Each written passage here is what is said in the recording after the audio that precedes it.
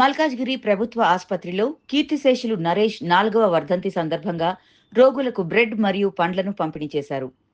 ఈ కార్యక్రమాన్ని మల్కాజ్గిరి మాజీ ఎమ్మెల్యే మైనంపల్లి హనుమంతరావు చేతుల మీదుగా నిర్వహించారు. వివైఎంఎల్ అమృతధార ట్రస్ట్ ఆధ్వర్యంలో నరేష్ కుటుంబ సభ్యులు మరియు స్థానిక నాయకులతో కలిసి ఈ సేవా కార్యక్రమం చేపట్టారు. ఈ సందర్భంగా మైనంపల్లి హనుమంతరావు మాట్లాడుతూ ఇలాంటి సేవా కార్యక్రమాల్ని నిర్వహించడం చాలా అభినందనీయమని ప్రశంసించారు. ట్రస్ట్ మరియు కుటుంబ సభ్యులు భవిష్యత్తులో కూడా మరిన్ని సేవా కార్యక్రమాలు చేయాలని ఆకాంక్షించారు.